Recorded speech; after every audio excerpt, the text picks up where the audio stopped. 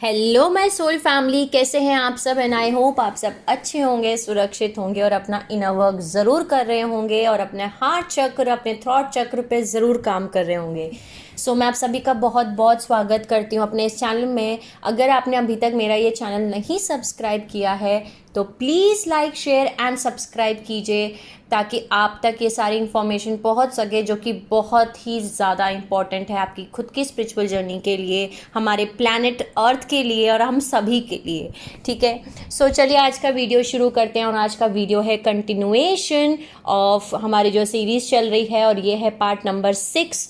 जिन्होंने भी part number 1, 2, 3, 4, 5 नहीं देखा है तो प्लीज़ जाइए और पहले पार्ट नंबर 1 से लेके 5 तक देखिए, उसके बाद ये वीडियो देखेगा, क्योंकि ये कंटिन्यूएशन सीरीज़ है तो आपको नहीं समझ में आएगा अगर आप बीच में से देखेंगे कि मैं क्या बात कर रही हूँ। तो चलिए शुरू करते हैं आज का पार्ट, जो है पार्ट नंबर 6। जैसे कि हमने पार्ट नंबर 5 में जाना कि कैसे इलेक्ट्रिक वॉर्स जब एंड हुए तो एक एग्रीमेंट साइन हुआ एलोहिम्स और अनुनाकी के बीच में, जो रेजिस्टेंस ग्रुप था उनके बीच में और एलोहिम्स के बीच में एक एग्रीमेंट साइन हुआ। और उस एग्रीमेंट में ये साइन हुआ कि जो भी सोल्स जो हैं, जो रूट रेसेस हैं, उनको अपना डीएनए को है वो ठीक करना पड़ेगा, प्योरीफाई करना पड़ेगा। जो उन्होंने ख़राब किया है उसको उन्हें ठीक करना पड़ेगा, और तभी उस डीएनए को ठीक करने के बाद वो हॉल ऑफ एमेंटी से असेंड हो करके तारा में जा सकती हैं। लेकिन एलोहिम ने एंटी पार्टिकल यूनिवर्स में से 6 सब फ्रीक्वेंसी जो थी वो उन्होंने निकाल ली थी और पूरे डीएनए 6 स्ट्रैंड को ब्लॉक कर दिया था, जिसकी वजह से स्ट्रैंड 7 से लेकर 12 तक आप रिट्रीव नहीं कर सकते थे, रिसीव नहीं कर सकते थे, उनको वापस से असेंबल नहीं कर सकते थे। और जो डीएनए स्ट्रैंड 6 में डीएनए स्ट्रैंड 6 सब हार्मोनिक्स में, आपके एंटी पार्टिकल यूनिवर्स में आप जो एक सील लगाया था, फर्स्ट स्ट्रैंड ऑफ डीएनए में ही ये सील लगा दिया था, जिसकी वजह से जो आपके डीएनए स्ट्रैंड्स हैं वो, जैसे डीएनए स्ट्रैंड 1 है, डीएनए स्ट्रैंड जो है वो डीएनए स्ट्रैंड 1 से मिलके बनता है। ऐसे डीएनए स्ट्रैंड 2 जो है वो DNA strand 1 plus DNA strand 2 से मिलके बनता है। वैसे डीएनए स्ट्रैंड 3 आपका डीएनए स्ट्रैंड 1, 2 एंड 3 से मिलके बनता है। वैसे डीएनए स्ट्रैंड 4 आपका डीएनए स्ट्रैंड 1, 2, 3, 4 से मिलके बनता है। डीएनए स्ट्रैंड 5 आपका डीएनए स्ट्रैंड 1, 2, 3, 4, 5।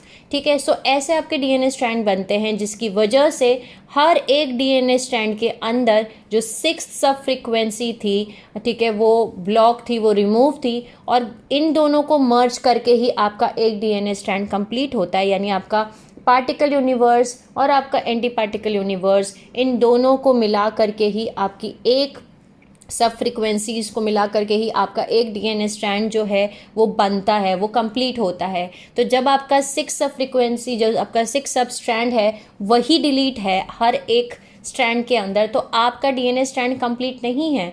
तो आप असेंड नहीं हो सकते, आप ट्रांसम्यूट नहीं हो सकते, आप स्टक हैं ना, आप ऊपर जा सकते हैं और आप डेथ और रिबर्थ की, रीइंकार्नेशन की साइकिल को कंप्लीट करते रहेंगे। बार बार जन्म लेंगे, बार बार मरेंगे, बार बार जन्म लेंगे और बार बार मरेंगे। एक एंडलेस इनकारनेशन साइकिल शुरू हो गई वहाँ से। दूसरी चीज़ एलोहिम ने ये किया कि उन्होंने डायमेंशन 2 में से स्पेयर ऑफ एमेंटी को निकाल के डायमेंशन 4 में उसको शिफ्ट कर दिया। ठीक है, जिसकी वजह से आपको पता है कि हर एक सोल जो मरती है, मरने के बाद आप अपनी रेस मॉर्फोजेनेटिक फील्ड में जाते हैं। ठीक है, और अर्थ जो थी उसकी जो मॉर्फोजेनेटिक फील्ड है, क्योंकि हम जो हैं तारा से हैं, हमारी जो रेस मॉर्फोजेनेटिक फील्ड थी वो तारा में थी, अर्थ में नहीं थी, जिसकी वजह से यहाँ पे स्फेयर ऑफ एमेंटी को बनाया गया था। और स्फेयर ऑफ एमेंटी एक सैरोगेट रेस मॉर्फोजेनेटिक फील्ड का काम कर रही थी।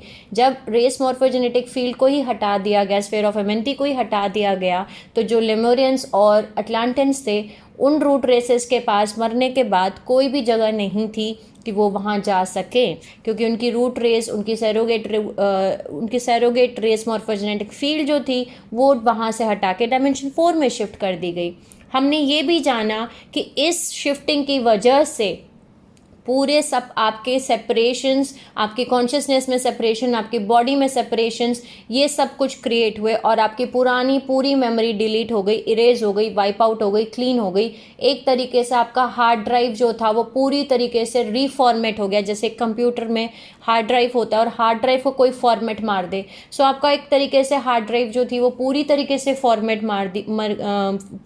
हो गई, क्योंकि जो भी आपकी मेमोरीज होती हैं वो आपके डायमेंशन 2 में जो डीएनए स्ट्रैंड 2 है उसमें जाके स्टोर होती हैं, और उसको निकालने की वजह से, स्फीयर ऑफ एमेंथी को निकालने की वजह से ये भी सारी मेमोरीज डिलीट हो गई। हम ये भूल गए कि हम यहाँ पैदा क्यों होते हैं, ठीक है, हम मर क्यों रहे हैं, हम यहाँ किस पर्पज़ से आ रहे हैं, हमारे ओरिजिन क्या है, हम मल्टी डायमेंशनल सोल्स हैं, हम एक हैं। और जो लॉ ऑफ वन है उसका मतलब ये है कि जो आपके 3 हिस्से हो रखे हैं, सब कॉन्शियस, अनकॉन्शियस और कॉन्शियस माइंड, आपका एस्ट्रल बॉडी, आपका इमोशनल बॉडी और आपका मेंटल बॉडी, ठीक है, ये सब कुछ एक है, ये सब कुछ एक था, इलेक्ट्रिक वर्ड्स के पहले एक था, लेकिन इन सब चीज़ों की वजह से 3 अलग अलग आपके माइंड्स बन गए। तो हमने बहुत कुछ जाना, ये सब कुछ जाना हमने पार्ट नंबर 5 में, ठीक है। सो अब मैंने आपको पार्ट नंबर 5 में एंड में ये भी बताया कि एलोहिम और रॉ कॉन्फिडेंसी जो थे उनको ये पता था कि ये बहुत बड़ा बर्डन हमने डाल दिया ह्यूमन कॉन्शियसनेस पे, और सोल्स को प्रॉब्लम होगी इस पूरे सिनेरियो में, प्रॉब्लम होगी, क्योंकि ये जो हमने सील ऑफ पेलेडोर लगाई है, ठीक है, ये सील ऑफ पेलेडोर थी जो स्फीयर ऑफ एमेंथी को शिफ्ट करके डायमेंशन 4 में रखा गया, ठीक है, ये था सील ऑफ पेलेडोर, और जो सबस्टेंस निकाले गए इनको बोला गया सील ऑफ एमेंथी। सो ये सील ऑफ पेलेडोर जो था ये कंसर्न का एक टॉपिक था, एक चिंता का विषय था एलोहिम और रॉ कॉन्फिडेंसी की वजह से, क्योंकि जो लोअर वाइब्रेटिंग जेनेटिक इम्प्रिंट्स थे वो तो डिसॉल्व हो रहे थे यूनिफाइड फील्ड्स डायमेंशन 2 के अंदर, जो कि सोल एसेंस जो थी वो वापस से रिवॉल्व हो सकती थी आर्यन रेस के थ्रू, आर्यन रूट रेस के थ्रू वो वापस से रिवॉल्व हो रही थी। लेकिन जब वो आ रहे थे और जब वो आएंगे और जब उनका टाइम आएगा, ये तब की बात कर रही हूँ मैं आपको जब लेमोरियन और अटलांटिन की टाइम फ्रेम है। सो आर्यन रूट रेस हम हैं अभी। सो आप समझ सकते हैं 1000 साल्स तक, हज़ारों साल तक वेट करना कि जब आर्यन रूट रेस आएंगे तब ये जो सोल्स जो अटक गई हैं एस्ट्रल कॉन्शियसनेस में, ठीक है, ये बिना बॉडी के जो सोल्स ट्रैप्ड हो गई हैं डायमेंशन 2, 3, 4 में, इनको हम बचा लेंगे, इनको तब हम रेस्क्यू कर लेंगे। सो हज़ारों साल तक उनके लिए वेट करना, आर्यन रूट रेस के लिए वेट करना, इससे बेटर है कि आउट ऑफ द बॉक्स जा कर के कुछ सोचते हैं, ठीक है, एक और प्लान बनाते हैं, कुछ और करते हैं जिससे कि हेल्प हो सके। सो क्योंकि उन्हें ऑलरेडी पता था कि एक दिन जब अर्थ की जो वाइब्रेशन है, अर्थ की जो ग्रिड है वो इतनी हाई वाइब्रेट करेगी कि जो स्फीयर ऑफ एमेंथी डायमेंशन 4 में रखा गया है वो वापस से डायमेंशन 2 में आ जाएगा। लेकिन और जो 4th डायमेंशनल सील लगी हुई है पेलेडोर की, और जो सोल्स जो खो गई हैं डायमेंशन 2, 3, 4 में, जो असेंड नहीं कर पा रही हैं, वो सब कुछ रेस्क्यू हो जाएगा। लेकिन इस पूरे प्रोसेस को करने के लिए बहुत हज़ारों साल का वेट करना था। सो इसलिए उन्होंने एक प्लान रेडी किया। उन्होंने क्या प्लान रेडी किया कि, लेकिन इस प्लान को रेडी करने से पहले, ठीक है, उन्होंने ये एक प्लान बना लिया कि हमें कुछ और प्लान करना पड़ेगा, आउट ऑफ द बॉक्स जा कर के सोचना पड़ेगा। हम आर्यन रूट रेस के लिए वेट नहीं कर सकते हज़ारों साल तक ये जो सोल्स हैं डायमेंशन 2, 3, 4 में, जो वो खो जाएंगी, लॉस्ट सोल्स बन जाएंगी, वो खो चुकी हैं ऑलरेडी, और वो हज़ारों साल तक वेट करेंगे। आप समझ सकते हैं कितनी बड़ी इशू थी। सो जब स्फीयर ऑफ एमेंथी को निकाला गया अर्थ कोर में से, सो जो अर्थ की ग्रिड थी वो स्पीड में प्लंज आउट हुई, यानी बहुत तेज़ घूमने लग गई, जिसकी वजह से एक बहुत बड़ा एरेटिक एनर्जीज जो थी वो रही, मतलब एक तरीके से ऐसा बोल सकती हूँ मैं आपको, पोल शिफ्ट्स हुए, फ्लड्स आए, ठीक है, बाढ़ आई, पूरा पोल रिवर्सल्स हो गए, जिसकी वजह से पूरी अर्थ की 85% ऑफ लैंड पानी से भर गई। यानी कि पूरी अर्थ पे 85% जो था वो पानी कवर हो गया, और प्लैनेट अर्थ को काफ़ी सारे साल लग गए उसको स्टेबलाइज होने के लिए, उसको खुद को ठीक करने के लिए, उसको खुद को हील करने के लिए, ठीक है। सो ये जो हमारी मेमोरी है, जो हमारे बाइबल में हम पढ़ते हैं, लाइक वे टोटल 3 फ्लड्स आए जो बहुत बड़े फ्लड्स थे। इन तीनों फ्लड्स को इकट्ठा करके एक मेमोरी हमें दी गई है, ठीक है, हमारे रिकॉर्ड्स में दी गई है, हमारे बिब्लिकल हिस्ट्री रिकॉर्ड्स में एक इवेंट के तौर पे बताई गई है, लेकिन एक्चुअली ये 3 अलग अलग फ्लड्स थे, बाढ़ थी, ठीक है। सो ह्यूमन इवोल्यूशन जो था वो 5.5 मिलियन ईयर्स पहले जो था वो रुक गया था, ठीक है, और वो वैसे ही रहा काफ़ी टाइम तक और वैसे ही रहता, ठीक है, काफ़ी टाइम तक वैसे ही रहता, यानी 5.5 मिलियन साल तक ह्यूमन एवोल्यूशन नहीं हो सकता था। अब भी आर्यन रूट रेस हम हैं, हम अभी आए हैं, तो आप समझ सकते हैं 5.5 मिलियन ईयर्स तक वो सोल्स वैसे ही खो जाती, वैसे ही लॉस्ट रहती, वैसे ही ट्रैप्ड रहती डायमेंशन 2, 3, 4 में, अगर हमारे पास साइरस स्टार बी नहीं होते, ठीक है। सो साइरस स्टार बी जो है स्टार प्लैनेट है, आपको पता है, ठीक है। सो सेकेंड सीडिंग जब रखी जा रही थी, ठीक है, सो एक नया प्लान बनाया जैसे मैंने आपको बताया। सो सीरियन काउंसिल जो थे एलोहिम के साथ में काम करके उनके साथ मिक्स सब ने मिल के काम किया इस प्रोग्राम में, इस प्लान में इंक्लूड थे द सीरियन काउंसिल, द एलोहिम्स और तारा सीरीज रेस के डेसिडेंट्स और दूसरी डेंसिटी यूनिवर्स 2 के यानी कि 5, 6, 7 डायमेंशंस के। इन्होंने ग्रुप क्रिएट किया, इन्होंने एक प्लान बनाया ह्यूमन इवोल्यूशन का, ताकि ह्यूमन इवोल्यूशन वापस शुरू हो सके, अर्थ पे वापस से रीस्टार्ट कर सकें, ठीक है। सो तब तक मैंने आपको बताया कि 85% जो पूरी ज़मीन थी प्लैनेट अर्थ पे उसमें पानी भर गया था, तो अर्थ की ग्रिड जो थी वो लाइफ सस्टेन नहीं कर सकती थी with 4th dimension genetic coding, क्योंकि प्लान को इसलिए वापस से डिवाइस किया गया, ठीक है। जो सोल्स वहाँ पे वेट कर रही हैं स्फेयर ऑफ एमेंटी में डायमेंशन 4 में, ठीक है, डेंसिटी यूनिवर्स 2 में यानी 4, 5, 6 डायमेंशन में, उनको वापस से री एंटर कराया जा सके अर्थ में, जिसका by a process called downgrading, इस प्रोसेस का नाम रखा गया डाउनग्रेडिंग, ठीक है। सो जो सोल्स वेट कर रही थी स्फेयर ऑफ एमेंटी में डायमेंशन 4 में, उनको री एंटर कराया गया अर्थ पे, और एक उस प्रोसेस से एंटर कराया गया जिसका नाम था डाउन ग्रेडिंग।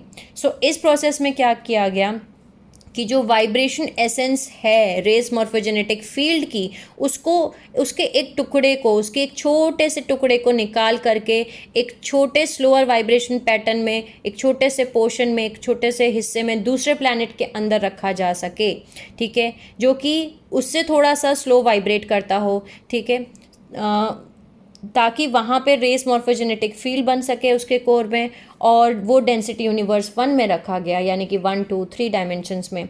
सो वो बेसिकली कनेक्ट कर रहे थे यहाँ से यहाँ, यहाँ से यहाँ, ताकि वो ह्यूमन इवोल्यूशन शुरू कर सके।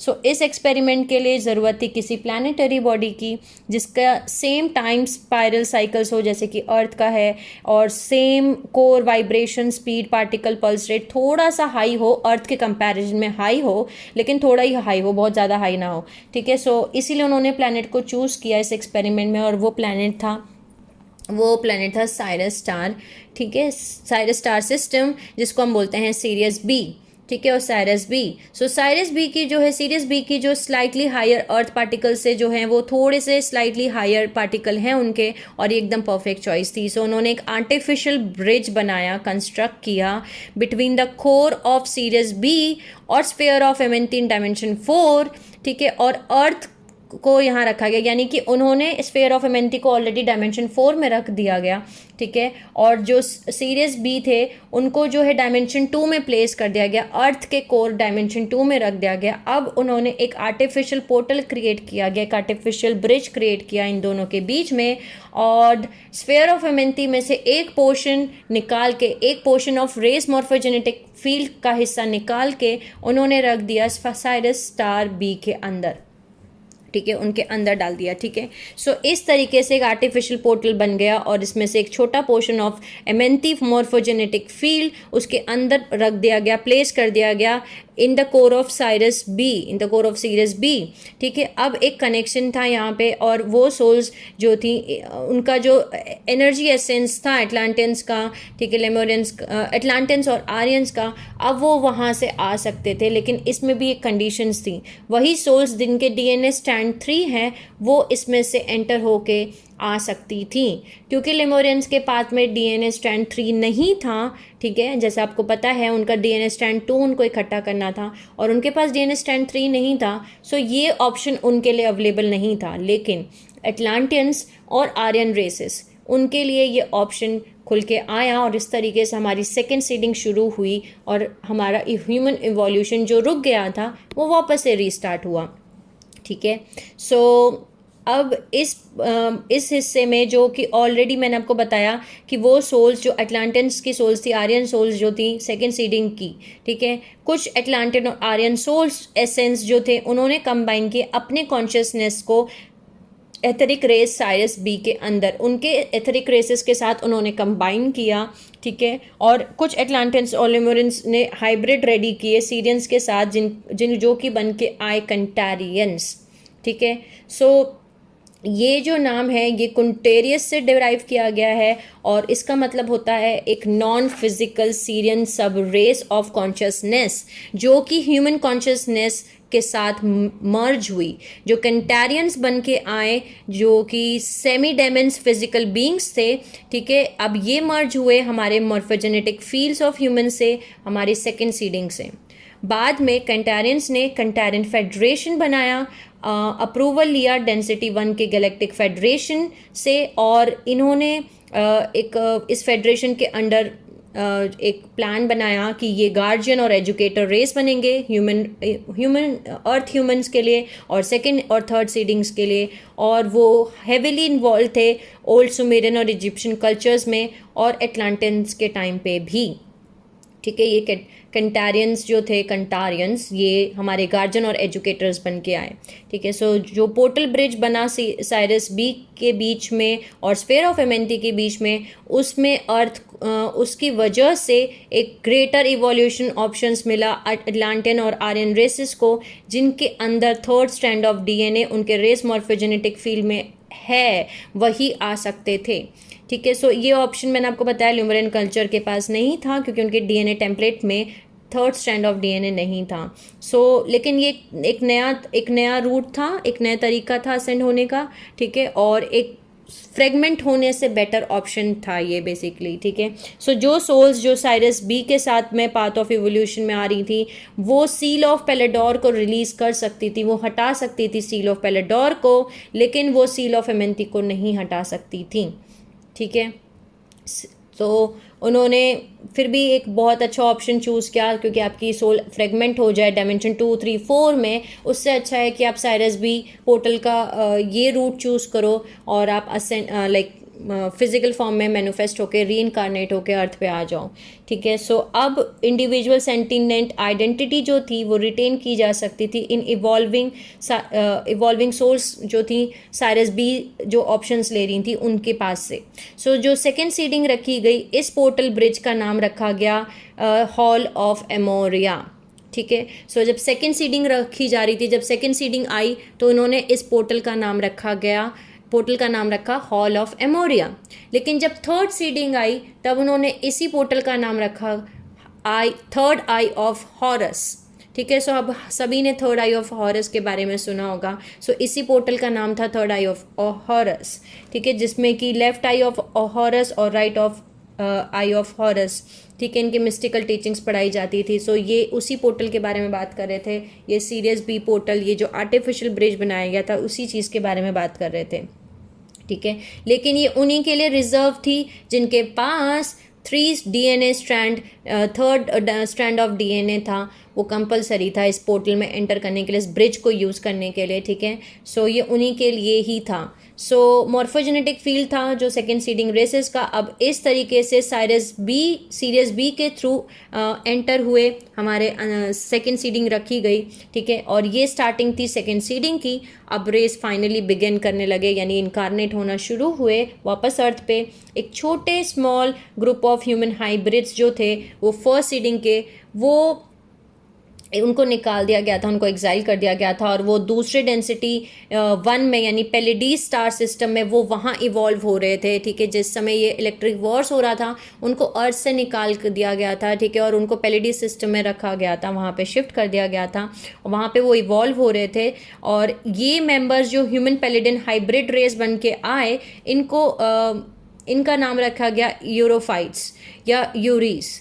और ये माइग्रेट होकर के आए डेंसिटी 1 में से, पेलिडन स्टार सिस्टम में से, टू साइरस बी, और वहाँ इन्होंने यानी कि पेलिडन स्टार सिस्टम में से इन्होंने साइरस स्टार बी में इंटरब्रेड किया और कैंटारियन के साथ में, कैंटारियन रेसेस के साथ में। और याद रखिए जो ह्यूमन कैंटारियन जो थे, कैंटारियन रेसेस जो थी, ये ह्यूमन सीरियन हाइब्रिड्स थे, और ये इसीलिए आई थी ताकि ये ह्यूमन और सीरियन इम्प्रिंट को, उनके जेनेटिक डीएनए कोड्स को ये मजबूत कर सकें, उसको प्योरीफाई कर सकें, उसको और अच्छा बना सकें। सो जब पेलिडन स्टार सिस्टम से साइरस बी में इन्होंने इंटरब्रेड किया, यानी कि यूरोफाइट्स ने कंटारियंस के साथ में जब इंटरब्रेड किया, सो एक नई छोटी हाइब्रिड रेस बन के आई जिसका नाम था डेगोस, DAGOS, डेगोस।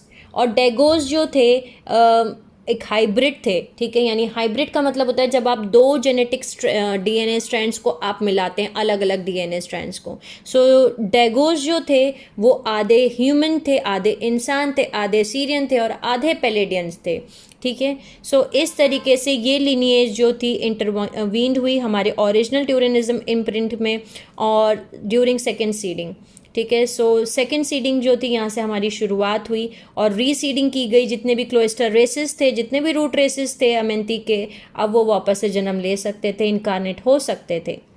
सो लेमुरियंस, अटलांटियंस, आर्यंस और उनके सारे क्लोस्टर रेसेस जो हैं, ओरटारियंस, ब्यूरोना और हिब्रू, ये 6 रेसेस एक साथ अर्थ पे अब इवॉल्व होनी शुरू हुई from 3.7 to 1 million years ago.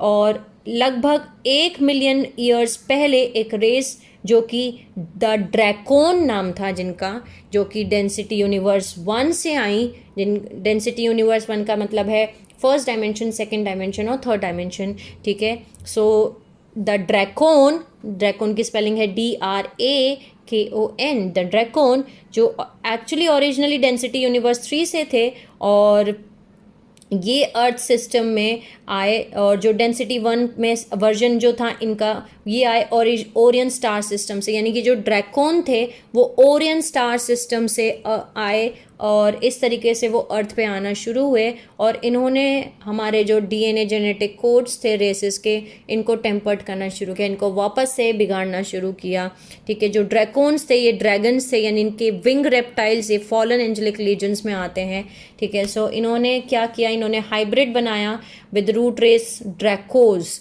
ड्रैकोस जो थे यानी DRACOS, ड्रैकोस जो थे वो ह्यूमन प्लस लिजार्ड हाइब्रिड्स थे, ठीक है।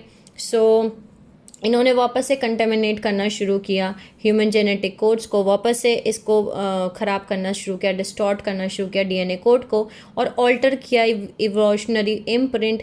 और जो ड्रैकोन रेस थी ये बहुत इंटेलिजेंट रेस थी, एकदम ड्रैगन लिजार्ड लाइक बीइंग्स, और इनका जो बिहेवियर था ये बहुत ही अग्रेशन और वॉर लाइक बिहेवियर था।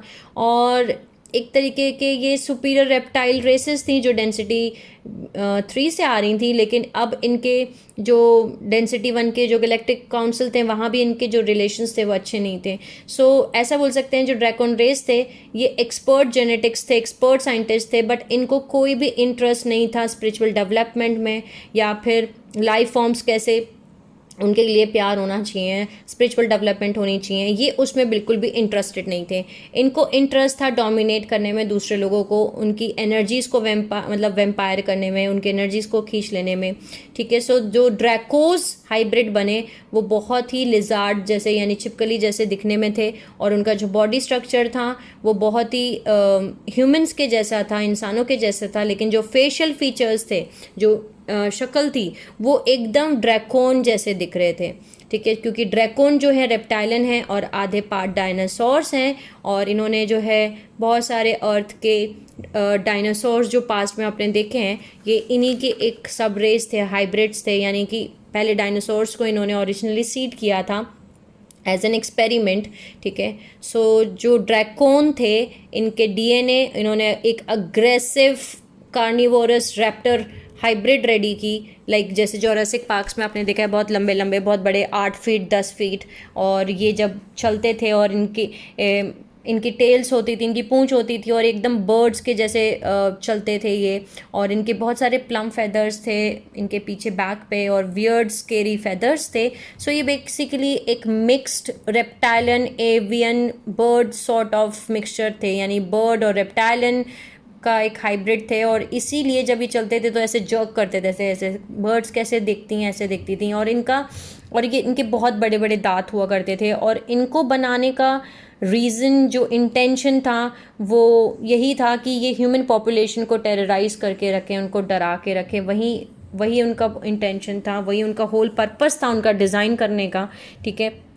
और इस वजह से जो सेकेंड सीडिंग की जो कल्चर्स थे, उन्होंने अपने एडवांस सरफेस कल्चर्स को जो है छोड़ दिया, यानी उन्होंने धरती पे रहना बंद कर दिया, और वो अंडरग्राउंड रिट्रीट चले गए, अपने अंडरग्राउंड चले गए, प्लैनेट अर्थ के अंदर चले गए, क्योंकि इतना ज़्यादा कहते हैं ना आतंक मचा हुआ था ड्रैकोन विंग्ड रेप्टाइल्स का, ठीक है। सो इस वजह से जो है उन्होंने अपनी स्पिरिचुअल डेवलपमेंट छोड़ दी सेकेंड सीडिंग ने, और वो अर्थ के अंदर चले गए। और फिलहाल जो फेलेजेंट्स हैं और डेसेंडेंट्स ऑफ ड्रैकोज हैं, वो फिलहाल अभी प्रेजेंटली करंट टाइम में जेटा ग्रे एलियन विजिटर्स को हेल्प भी कर रहे हैं। सो नाइस फ्रेंड्स, ये सब आपस में एक दूसरे के फ्रेंड्स हैं, और ह्यूमन पॉपुलेशन को कहते हैं ना कंट्रोल और डोमिनेट करने के लिए आज भी हमें कहते हैं ना डरा रहे हैं, ऐसा बोल सकती हूँ या कंट्रोल कर रहे हैं। ओके, सो जो हाइब्रिड म्यूटेशन हुआ, बेसिकली ड्रैकोस जो थे DRACOS, ओके, जो ड्रैकोस लिनिएज थे, वो रियलिटी में वो हाइब्रिड म्यूटेशन थे, वो ह्यूमन एंसेस्टर्स के, जो कि ओरियन स्टार सिस्टम में से आए थे। सो ओरियन स्टार सिस्टम में जो हमारे ह्यूमंस थे, इंसान थे, उनके ही हाइब्रिड थे। सो उनको इसीलिए लगता था कि ह्यूमन लिनिएज के वो मेंबर हैं, और इसीलिए उनको जो अर्थ की टेरिटरीज़ हैं वहाँ पे उनको रहना है, उनका भी हक है, और वो यहाँ पे बैन कर दिए गए ये रेस जो थी यहाँ पे बैन कर दी गई अर्थ पे बाय ऋषिज। अगेन जो ऋषिज थे हमारे डेंसिटी यूनिवर्स 5 के, इन्होंने इनको बैन कर दिया, ड्रैकोस को बैन कर दिया अर्थ पे, ये यहाँ नहीं आ सकते, ऐसा बैन लगा दिया, ठीक है।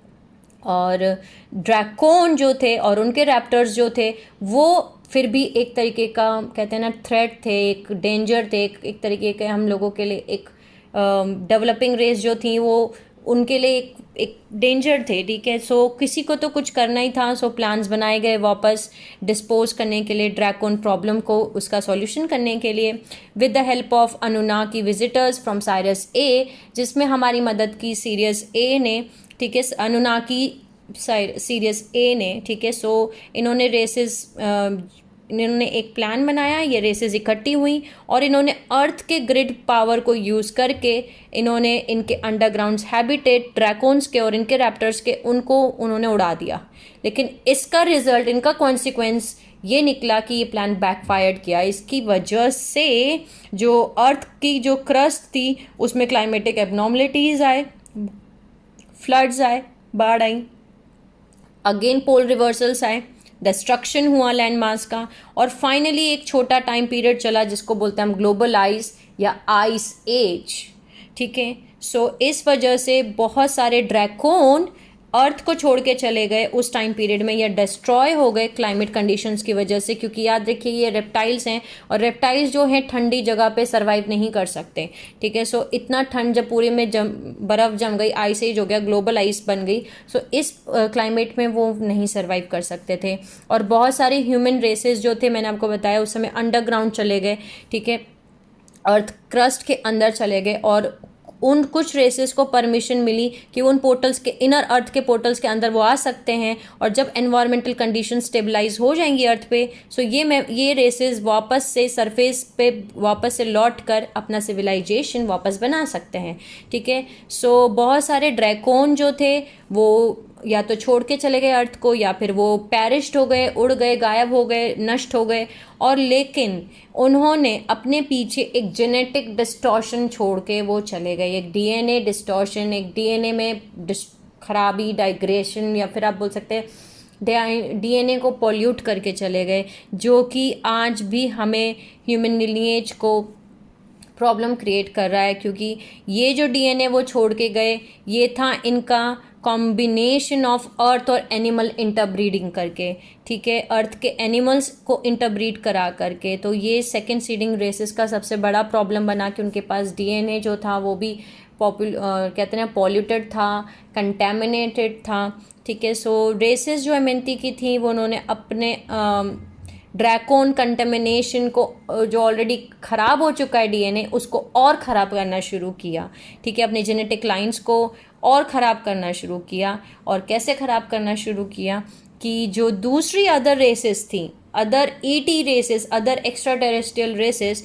उन्होंने इस अपॉर्चुनिटी को एक्सपेरिमेंट की तरीके से यूज़ किया ह्यूमन इवोल्यूशनरी इम्प्रिंट की तरह। और कुछ प्रिमिटिव ह्यूमन लाइक फॉर्म्स, यानी कि हम बंदर से मिलके बने हैं, ठीक है। सो वो उस टाइम फ्रेम के थे, हम बंदर से मिलके नहीं बने हैं।